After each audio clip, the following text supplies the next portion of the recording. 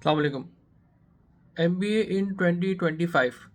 इस वक्त भी अक्सर स्टूडेंट्स कंफ्यूज होते हैं कि हमें MBA करना चाहिए, किस चीज़ में करना चाहिए। अगर अभी हम देखें कि MBA की वर्थ क्या है, थोड़ा इसको केस स्टडी करें, तो अभी हमारे पास जो मेन कोर है MBA का वो मार्केटिंग है, फाइनेंस है, HRM है, सप्लाई चेन है, इकोनॉमिक्स है और बिजनेस कम्युनिकेशन है। ये मेन है, बाकी और भी में हो रहा है, मेजॉरिटी इसमें करते हैं लोग।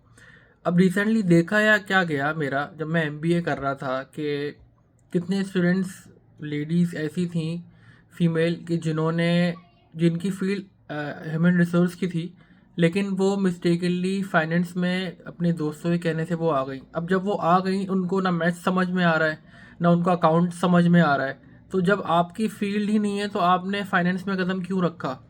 उसकी वजह से उनका लॉस भी हुआ, उनको बेयर भी करना पड़ा। उसके बाद फिर उन्होंने दोबारा अपनी MBA की फील्ड चेंज करी, सब्जेक्ट्स चेंज किए। तो मेरी रिक्वेस्ट है, पहले काइंडली समझें कि आपको किस तरह का MBA करना है, और MBA के बाद ये ना समझें आप कि आपको बहुत अच्छी सैलरी मिल जाएगी। MBA अब स्टैंडर्ड हो गया है, जैसे पहले ग्रेजुएशन स्टैंडर्ड था, अब MBA स्टैंडर्ड हो गया है कि MBA लाजमी हो गया है। अब पहले पहले BCom था, MCom था, लेकिन ये लाजमी समझें कि आपको जाना किस वे में है। जो लोग सेल्स से, जिनका बैकग्राउंड सेल्स से पर्टेन करता है, काइंडली वो HRM में मत जाएं, बिजनेस कम्युनिकेशन में मत जाएं, वो मार्केटिंग के अंदर जाएं। इसी तरह जो IT वाले हैं वो AI के अंदर जाएं, कंप्यूटर साइंस के अंदर जाएं। और जो फाइनेंस वाले हैं, जिनको अकाउंटिंग समझ में आती है, वो ही जाएं MBA इन फाइनेंस के अंदर। अदरवाइज आप अगली फील्ड में जाएंगे तो मसला हो जाएगा। इसमें एक और गलती ये करते हैं कि BCom करने के बाद वो सप्लाई चेन मैनेजमेंट में घुस जाते हैं। जब आपको सप्लाई चेन आप जाएंगे तो अब आपके लिए सप्लाई चेन एक नई फील्ड है, कॉमर्स एक अलग फील्ड है। जब आप सप्लाई चेन में जाना चाहते हैं तो आपको BCom से पहले ही डिसीजन लेना चाहिए कि आपको सप्लाई चेन में जाना है, ताकि आप उसी तरह के सब्जेक्ट्स पढ़ें। अब आपके पास चॉइस नहीं होती, अब आपको सिर्फ डिसीजन लेना होता है कि आपको करना क्या है। तो जो लोग भी बड़ी यूनिवर्सिटी से MBA करने जा रहे हैं, चाहे वो माजू हो, चाहे वो इकरा यूनिवर्सिटी हो, जैबिस्ट हो, लम्स हो,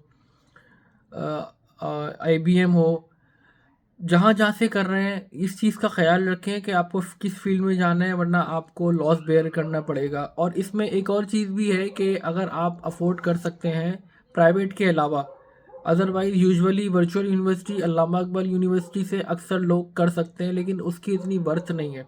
वर्थ अगर है तो जो स्टार्टिंग होती है वो माजू से भी होती है, उर्दू यूनिवर्सिटी से भी होती है। फिर अगर आगे आप आए तो फिर और बड़ी यूनिवर्सिटीज़ आती हैं। इकरा यूनिवर्सिटी भी एक्सपेंसिव हो गई है अब।